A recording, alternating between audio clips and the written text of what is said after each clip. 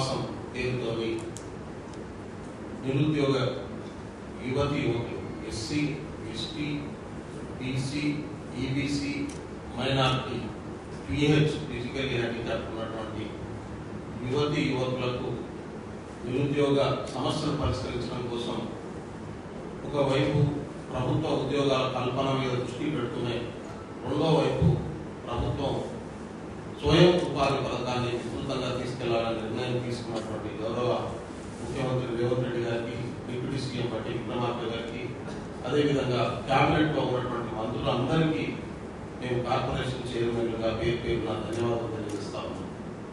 ఇది ఒక విప్లవాత్మకమైనటువంటి మార్పుగా నేను చూస్తా ఉన్నాను. ఎందుకంటే తెలంగాణ రాష్ట్ర సాధన కోసం దాదాపు కంటిన్యూస్గా 15 సంవత్సరాలు పోరాటం, అందులో 10 సంవత్సరాలు కీలకంగా అన్ని ఉద్యోగ నోటిఫికేషన్లు కూడా పట్టించుకోకుండా యువకులు పోరాటం చేసినటువంటి విషయం మనకు తెలుసు. చాలా మంది తీర్పాలైపోయాయి. గతం తెలంగాణ రాష్ట్రం ఏర్పడిన తర్వాత కంటిన్యూస్గా 10 సంవత్సరాలు టీఆర్ఎస్ పాలనలో కార్పొరేషన్లని పక్కన పడేసి SC, ST, BC, minority, EBC యువకులకు ఎటువంటి సాయం చేయకుండా వచ్చిన బడ్జెట్ అంతా కూడా రకరకాల పథకాల పేరుతోని మళ్లించి వాటిని తీసుకుపోయి సొంత ఆస్తులుగా మార్చుకున్నటువంటి ప్రయత్నం గత ప్రభుత్వంలో జరిగింది. నిరుద్యోగ సమస్య తీవ్ర స్థాయిలో ఉన్నటువంటి పరిస్థితి మన రాష్ట్రంలో. ప్రభుత్వ ఉద్యోగాలు కానటువంటి పరిస్థితి, స్వయం ఉపాధి పథకాలు లేనటువంటి పరిస్థితి. ఈ సిచ్యువేషన్ ఆలోచించి మేము రిప్రజెంట్ చేయగానే ప్రభుత్వంలో ఉన్నటువంటి పెద్దలు ఇవాళ 6,000 కోట్ల రూపాయలు భారతదేశంలో ఏ రాష్ట్రంలో కూడా ఈ వర్గాల కోసం డైరెక్ట్ గా నిరుద్యోగ యువత కోసం స్వయం ఉపాధి కోసం కేటాయించినటువంటి పరిస్థితి లేదు. ఇది ఈ రాష్ట్ర ప్రభుత్వం కేటాయించినటువంటి స్థితి. నిజంగా చాలా ఆనందంగా ఉంది. ఇది కూడా ఏదో కేటాయించేసినాం తర్వాత మాట్లాడుకుందాం అనేటటువంటి పద్ధతిలో కాకుండా దీనికి ఒక టైం బాండ్ పెట్టేసి ప్రభుత్వం వచ్చే నెల 5వ తారీఖు లోపే అప్లికేషన్ తీసుకొని అందరి దగ్గర ఆన్లైన్ లో అప్లికేషన్ పెట్టుకోవచ్చు, అదేవిధంగా ఫిజికల్ గా కూడా అప్లికేషన్ పెట్టుకునేటటువంటి పద్ధతిలో కూడా ప్లాన్ చేసి ఇప్పటికే టెంటేటివ్ గా మన ఆవిర్భావ దినోత్సవం రోజు నాటికి జూన్ 2 నాటికి దీన్ని పూర్తిగా కంప్లీట్ చేయాలనే ఒక లక్ష్యాన్ని గౌరవ ముఖ్యమంత్రి గారు, డిప్యూటీ సీఎం గారు పెట్టుకున్నటువంటి విధానం చూస్తూ ఉంటే నిజంగా చాలా ఆనందంగా అనిపిస్తూ ఉంది. ఇక్కడ నిరుద్యోగ సమస్యను 5 నుంచి 6 లక్షల మందికి ఇవాళ ఉపాధి దొరికేటటువంటి అవకాశం గ్రామీణ ప్రాంతంలో కానీ పట్టణ ప్రాంతంలో కానీ ఉపాధి దొరికేటటువంటి అవకాశం చాలా స్పష్టంగా కనబడతా ఉంది.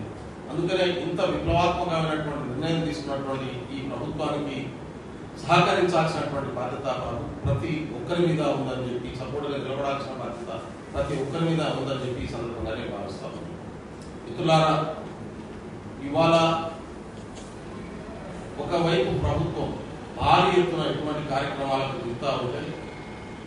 దీన్ని డైవర్ట్ చేయడం కోసం కాలంలో కట్టబెట్టేటటువంటి పద్ధతుల్లో ప్రతిపక్ష పార్టీలు పనిచేస్తున్నటువంటి విషయాన్ని కూడా ఈ సందర్భంగా మనం గుర్తుపెట్టుకోవాల్సినటువంటి అవసరం ఉంది.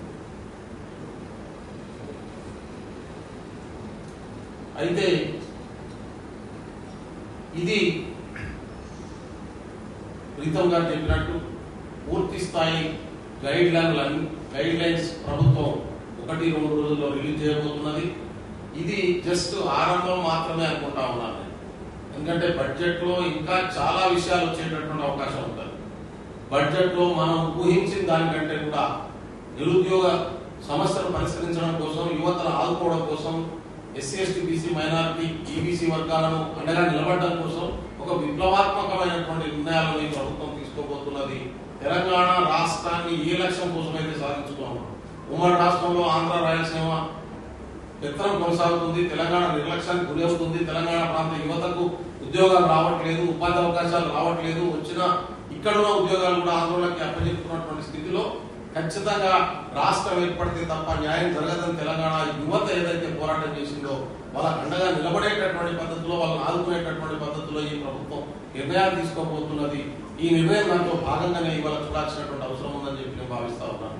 కాబట్టి నేను చివరిగా ముఖ్యమంత్రి గారికి, రాష్ట్ర కేబినెట్ కు మరొకసారి మీ ద్వారా, మీడియా ద్వారా ధన్యవాదాలు తెలియజేస్తాను.